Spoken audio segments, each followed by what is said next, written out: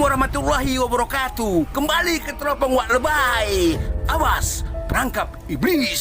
Selamat datang di channel yang inspiratif dan informatif, menyajikan data dan fakta dengan menyandarkan Al-Quran dan Sunnah sebagai tolak ukur kebenaran secara kritis, adil dan mencerahkan. Saya ini di buku bagaikan kata pengantar atau mukadimah. Saya ini anak bawang untuk pembedahan lebih dalam, pengkajian lebih luas, materi-materi pengajian itu diserahkan dan saya serahkan kepada ahli ilmu. Mereka yang punya wewenang untuk menjelaskan ilmu kepada kita.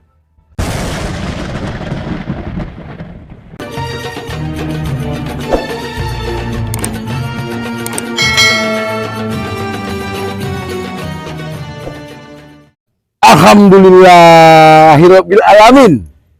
Bismillahirrahmanirrahim. Allahumma sholli ala Muhammad wa ala ali Muhammad.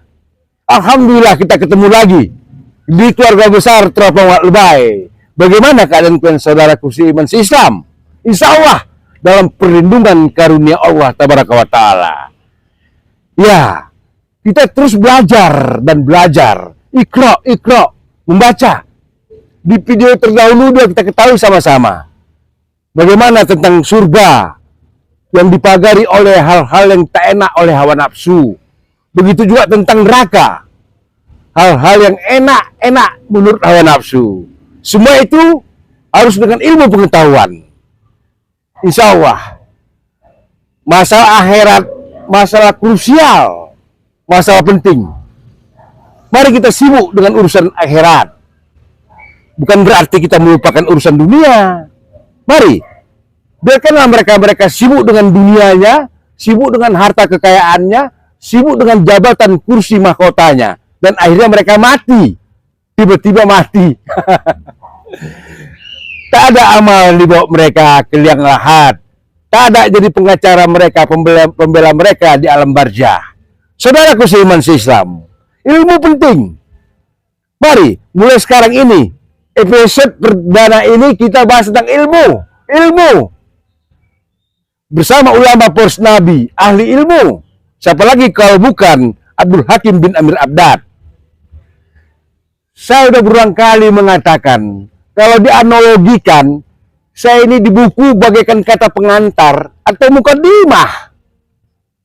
Saya ini anak bawang untuk pembedahan lebih dalam, pengkajian lebih luas, materi-materi pengajian itu diserahkan dan saya serahkan kepada ahli ilmu. Mereka yang punya wewenang untuk menjelaskan ilmu kepada kita. Tapi di kolom komentar masih saja banyak komentar-komentar yang gak enak di hati. Bahkan tidak nyambung. Kasihan kita melihat mereka. Mereka saudara kita juga. Mereka mengaku muslim kok. Muslim saudara. Kasihan. Kita bahas masalah durian. Dari A sampai Z tentang durian.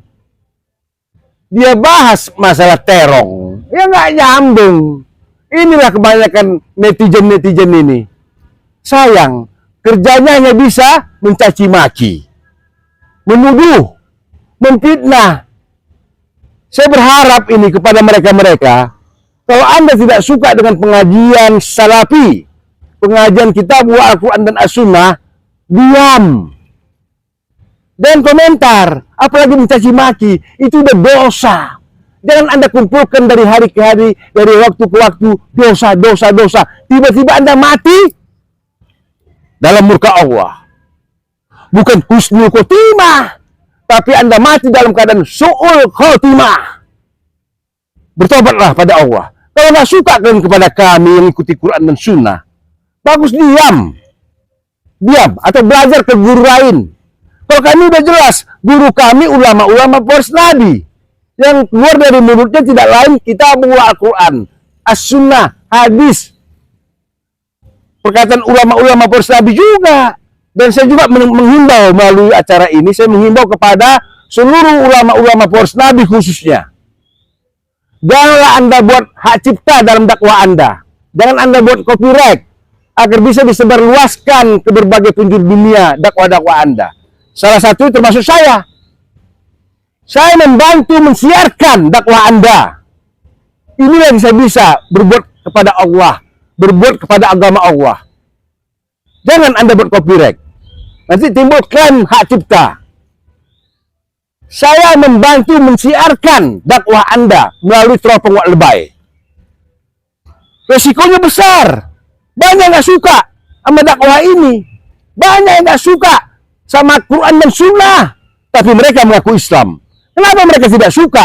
Karena disinggung, disenggol, disebut kebudayaan mereka, adat istiadat mereka, tradisi mereka, keyakinan mereka, yang semuanya menyimpang dari kitab dan sunnah.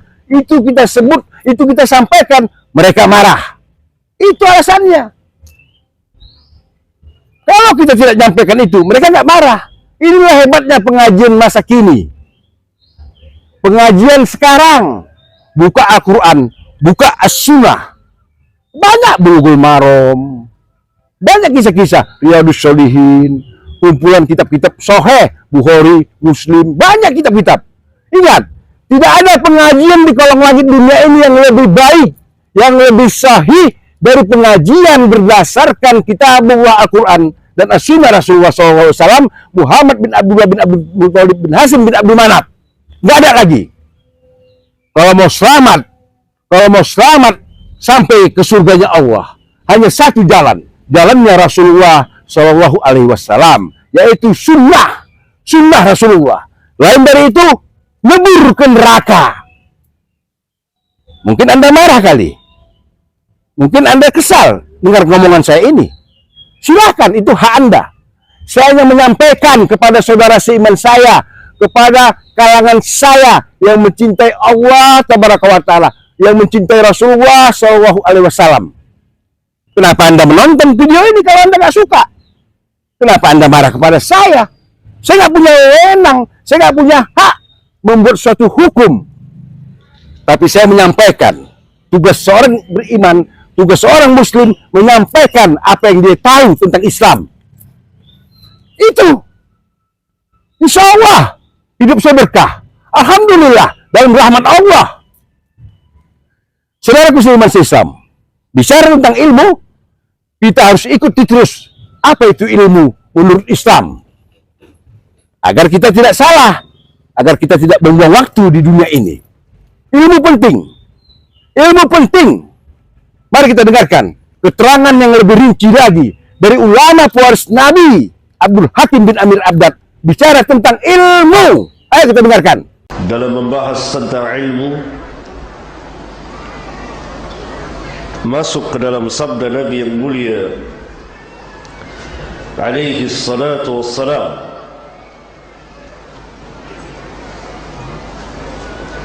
di mana beliau pernah bersabda dalam sebuah hadis sahih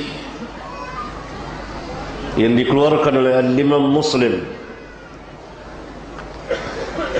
majtama'a qaumun fi baitin min buyutillah yatluna kitab Allah wa yatadarasunahu bainahum illa nazalat alaihimus sakinah wa ghashiyatuhumur rahmah wa haffathumul malaikah wa dzakarahumullahu fi man 'indah.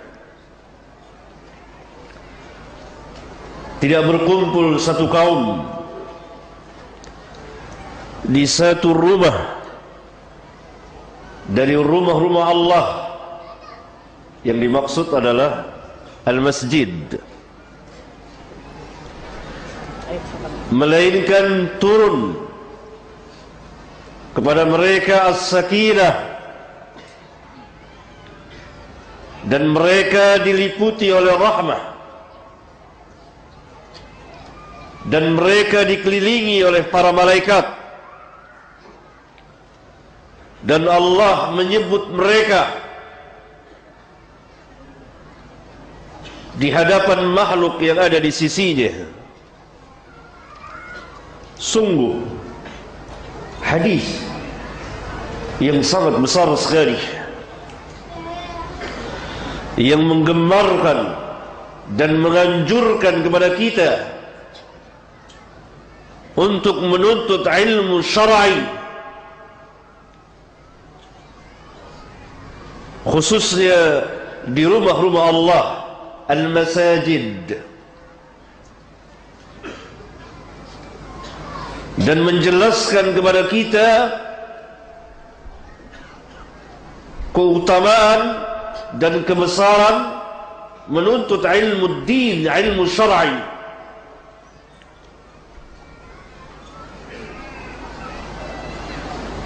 Juga menjelaskan kepada kita bahawa yang dimaksud majlis zikir adalah majlis ilmu. Yang dibahas di dalamnya segala atau sebagian atau beberapa masalah din. Juga menjelaskan kepada kita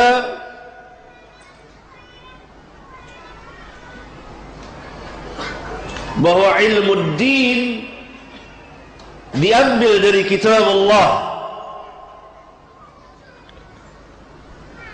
dan sunnah Rasulullah sallallahu alaihi wasallam. Rasulullah sallallahu alaihi wasallam bersabda tadi, tidak berkumpul satu kaum di satu rumah dari rumah-rumah Allah di mana mereka yatsluna kitab Allah, majtama qaumun fi baitin min buyutillah.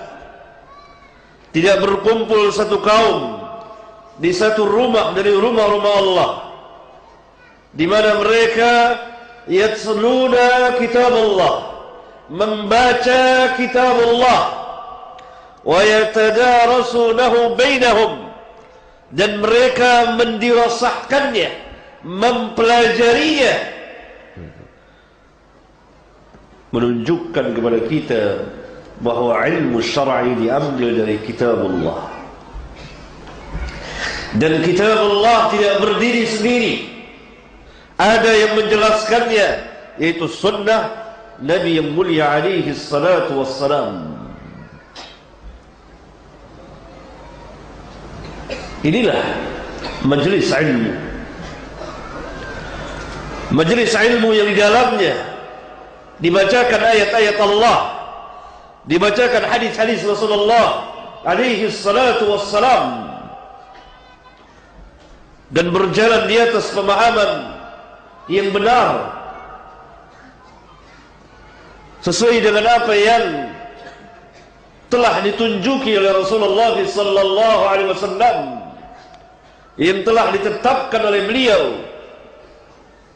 Maka tidak dapat tidak majlis yang seperti ini akan turun as-sakinah. As-sakinah Allah tabaraka wa ta'ala. Oleh karena itu kita berharap, sangat berharap kepada Rabbul Alamin, Rabbul Arshil Azim, Rabbus Samawati wal Ard, agar menurunkan kepada kita as-sakinah. As-sakinah, ketenteraman, ketenangan, kedamaian, kelapangan yang Allah masukkan ke dalam hati, sehingga hati menjadi tentram, hati menjadi tenang,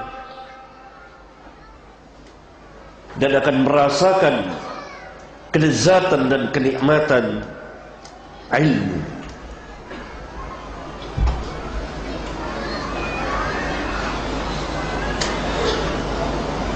Oleh karena itu, dahulu para ulama kita mengatakan tidak ada yang lebih besar, lebih nikmat bagi seorang pemuda kecuali dia Allah takdirkan berteman dengan ahli ilmu.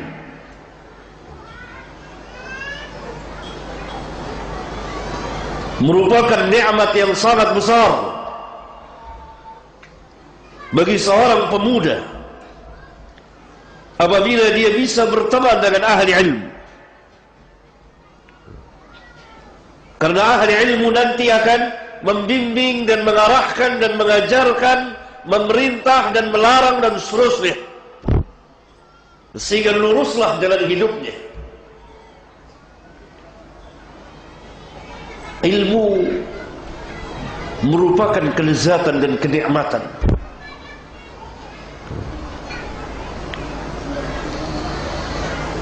Saat-saat duduk di majelis ilmu, saat-saat mempelajari din, saat-saat kita mendengarkan qala Allah wa qala Rasul wa qala sahabat, saat-saat kita membahas berbagai permasalahan diniyah bersama orang-orang yang alim di antara kita, permasalahan akidah, al-ibadah, ahkam, hukum-hukum, muamalat dan lain sebagainya, saat-saat yang sangat indah yang tidak bisa terlupakan, saat-saat yang penuh keindahan, kenikmatan dalam hidup dan kehidupan kita, saat-saat yang penuh arti dalam hidup dan kehidupan kita, saat-saat di mana kita memanfaatkan waktu dengan sebaik-baiknya.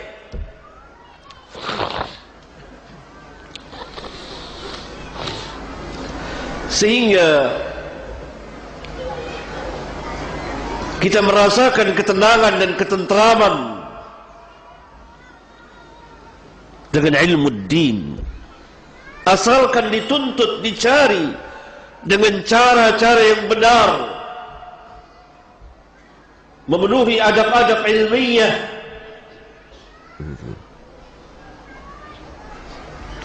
dan merupakan majelis ilmu.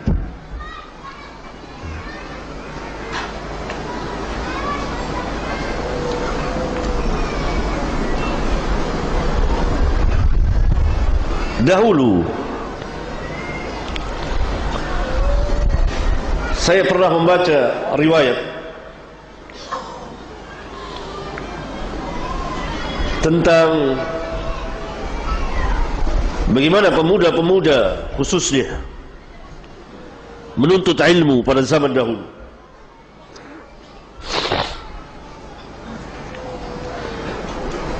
Al-Imam Al-Bukhari, Al-Imam Ad-Darimi dan seterusnya dari para pemuda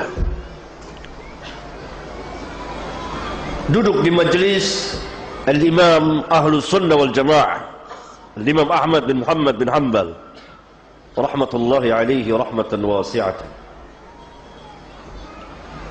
Masa itu telah lewat, pemuda-pemuda itu telah pulang ke negerinya, sekarang menjadi orang-orang alim. Bahkan sebagian dari mereka tampil sebagai pemuka ahli hadis besar, Muhammad bin Ismail Al-Bukhari. Al-Imam Ahmad tidak pernah melupakan saat-saat yang indah dan saat-saat yang penuh dengan kenikmatan di majelis ilmu, sehingga ketika ditanyakan oleh anaknya, lalu Imam Ahmad mengatakan, dahulu ada beberapa pemuda yang duduk bersama kami, itulah Bukhari, itulah Ad-Darimi, itulah fulan, itulah fulan, itulah fulan, dan seterusnya. Ia menunjukkan kepada kita, seperti yang saya katakan tadi,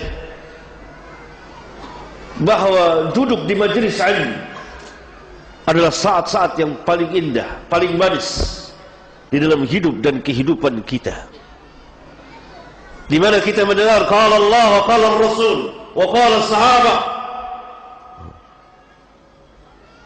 di mana kita mempelajari dinullah, agama Allah al-Islam. Karena itu majelis yang seperti itu sangat besar sekali dalam Islam dan dibesarkan oleh Rasulullah alaihi salatu wassalam.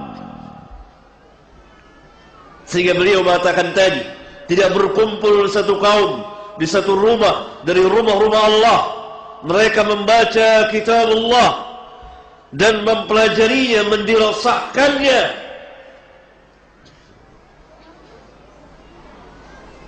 satu membaca, yang lain mendengar. Para sahabat apabila mereka berkumpul, maka salah seorang dari mereka membaca ayat Al-Quran, yang lain mendengar. Karena dalam pembacaan Al-Quran ada yang membaca, ada yang mendengar. Ini makna yatsluna kitab Allah. Mereka membaca kalam Allah, firman-firman Allah tabaraka wa ta'ala, dan mereka mendirasahkannya, tentunya dengan sunnah Nabi yang mulia alaihi salatu wassalam, melainkan turun kepada mereka as-sakinah, dan mereka diliputi oleh rahmat, wa ghasyiyatuhumur rahmah, dan mereka dikelilingi oleh para malaikat, karena Allah telah khususkan para malaikat yang berjalan di permukaan bumi ini untuk mencari majlis-majlis zikir, yakni majlis-majlis ilmu. Al-Imam An-Nawawi rahmatullahi alaihi rahmatan wasi'atan mengatakan di kitabnya, di muqaddimah kitabnya Al-Adhkar, masalah zikir-zikir, kitab terbaik yang pernah dikarang oleh seorang ulama tentang masalah zikir.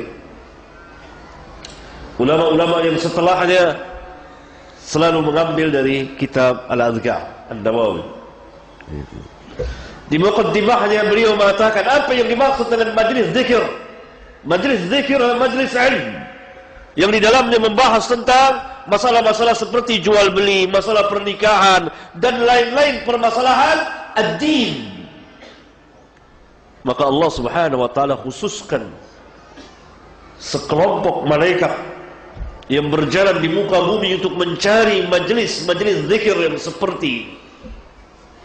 Apabila sebagian dari mereka mendapati majlis zikir, maka mereka saling memanggil kawan-kawannya untuk hadir. Wa haffathumul malaikah, dan mereka dikelilingi oleh para malaikat.